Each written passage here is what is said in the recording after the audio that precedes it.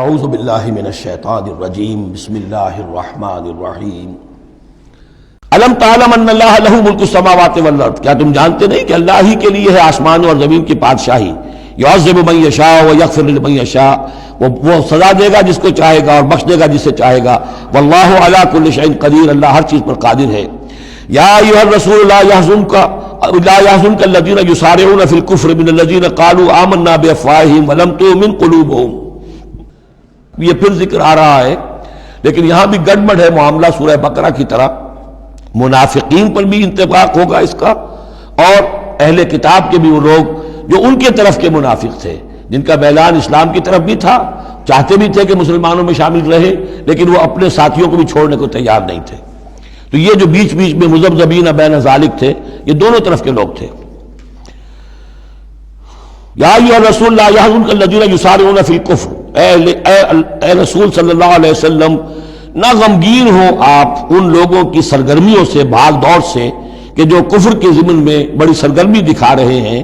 من الذین قالوا آمنا بافواہہم، ان لوگوں میں سے جو اپنے منہ سے تو کہتے ہیں کہ ہم ایمان رکھتے ہیں، ولم تؤمن قلوبہم، اور ان کے دل ایمان نہیں لائے ہیں۔ ومن الذین ہادوا، اور اسی طرح کے لوگ یہودیوں میں سے ہیں۔ سماعون للکذب، یہ بڑے ہی غور سے سنتے ہیں، توجہ سے سنتے ہیں جھوٹ کو۔ سماعون لقوم آخرین، اور یہ سنتے ہیں کچھ اور لوگوں کے لیے، یعنی ایک تو یہ ہے کہ ان کی جھوٹی باتیں بڑی توجہ سے سنیں گے، شیاطین جو ہیں ان کے، وَإِذَا خَلَوْا إِلَىٰ شَيَاطِينِهِمْ قَالُوا إِنَّا مَعَكُمْ إِنَّمَا نَحْنُ مُسْتَهْزِئُونَ۔ پھر یہ کہ ان کی طرف سے جاسوس بن کر آئیں گے مسلمانوں کے ہاں، کہ یہاں بڑی توجہ سے بات سنتے ہیں تاکہ جا کے رپورٹ کر سکے، آج محمد نے یہ کہا، آج فلاں معاملہ ہوا صلی اللہ علیہ وسلم۔ تو سماعون لقوم آخرین، اس کے دونوں ترجمے ہو سکتے ہیں کہ وہ دوسری قوم کی باتوں کو بڑی توجہ سے سنتے ہیں، یا سنتے ہیں دوسری قوم کے لوگوں کے لیے، انہیں رپورٹ کرنے کے لیے، ان کے اسپائس کی حیثیت سے آ کر۔ لم یاتوک، جو آپ کے پاس نہیں آتے، یعنی ان کے جو گرو گھنٹال ہیں، ان کے جو لیڈر ہیں، ان کے جو شیاطین ہیں، وہ آپ کے پاس نہیں آتے۔ یہ جو بین بین کے لوگ ہیں در حقیقت وہ آتے ہیں جن کے ذریعے سے یہ سارا معاملہ جو ہے جاسوسی کا چل رہا ہے۔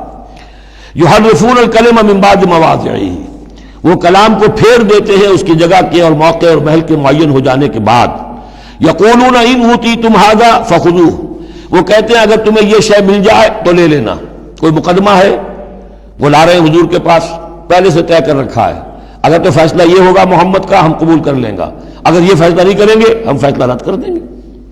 اور اسی سے یہ بات سمجھ لیجئے کہ اصل میں فتح مکہ تک جس معنی میں ہم لفظ بولتے ہیں ریاست، اسلامی ریاست، پورے طور پر ایک ہماگیر ریاست پورے طور پر مدینے میں فتح مکہ کے بعد قائم ہوئی ہے، پہلے قائم نہیں ہوئی۔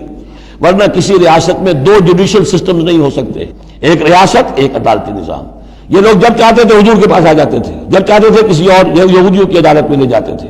تو پیرلل نظام وہاں چل رہے تھے، ہماگیر ریاست وحدت کی حیثیت سے، ایک آرگینک ہول کی حیثیت سے یہ فتح مکہ کے بعد قائم ہوئی ہے۔ یقولون ان اوتیتم ھذا فخذوہ، کہتے ہیں کہ اگر یہ فیصلہ ملے تو تم لے لینا، قبول کر لینا۔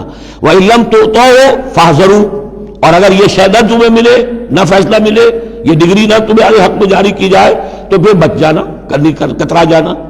وَمَن يُرِدِ اللَّهُ فِتْنَتَهُ فَلَن تَمْلِكَ لَهُ مِنَ اللَّهِ شَيْئًا، اور جس کو اللہ تعالیٰ ہی نے فتنے میں مبتلا کرنے کا فیصلہ کر لیا ہو تو تم اس کے لیے اللہ تعالیٰ کے مقابلے میں کوئی مددگار نہ پاؤ گے، کوئی شے نہیں ملے گی۔ اولئک الذین لم یرد اللہ ان یطہر قلوبہم، یہ وہ لوگ ہیں کہ جن کے دلوں کو پاک کرنا اللہ نے چاہا ہی نہیں۔ لم یرد اللہ ان یطہر قلوبہم، لہم فی الدنیا خزی، ان کے لیے دنیا میں بھی رسوائی ہے، وَلَهُمْ فِي الْآخِرَةِ عَذَابٌ عَظِيمٌ، اور آخرت میں ان کے لیے دردناک اور بہت بڑا عذاب ہے۔ سماعون للکذب، یہ خوب سنتے ہیں اچھی طرح اور چٹخارے لے لے کر سنتے ہیں جھوٹ کو۔ اکالون للسحت، خوب کھانے والے ہیں پیٹ بھر بھر کر حرام کے۔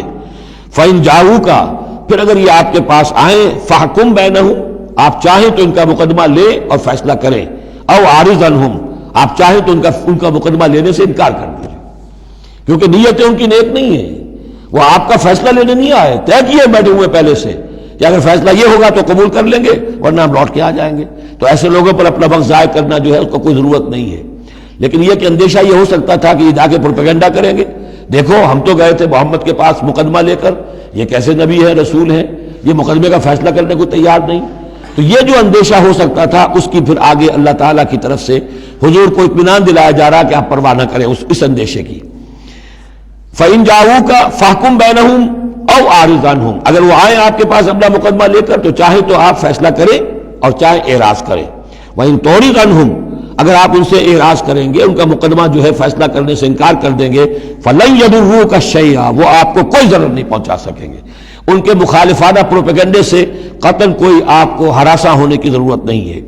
وَإِنْ حَكَمْتَ، اور اگر آپ فیصلہ کریں، فَاحْكُم بَيْنَهُم بِالْقِسْطِ، تو بہرحال آپ کو فیصلہ کرنا ہے عدل اور قسط کے ساتھ، انصاف کے ساتھ. ان اللہ یحب المقسطین، یقیناً اللہ تعالیٰ جو ہے وہ انصاف کرنے والوں کو پسند کرتا ہے، ان سے محبت کرتا ہے. وَكَيْفَ يُحَكِّمُونَكَ، اور اے نبی یہ کیسے آپ کو حکم بناتے ہیں، یہود کی طرف اشارہ ہے. وَعِندَهُمُ التَّوْرَاۃ، ان کے پاس تورات موجود ہے، نیک نیت ہو تو اسی کے فیصلے کو لے کر چلیں. فِيهَا حُكْمُ اللَّهِ، اس میں اللہ کا حکم موجود ہے. ثُمَّ يَتَوَلَّوْنَ مِن بَعْدِ ذَلِكَ، پھر بھی وہ اس کے بعد بھی اس سے روگردانی کرتے ہیں. وَمَا أُولَٰئِكَ بِالْمُؤْمِنِينَ، اور حقیقت میں یہ لوگ مومن نہیں ہیں، ایمان سے خالی ہیں، ایمان سے تہی دست ہیں، ان کا اصل روگ یہ ہے. صدق اللہ العظیم.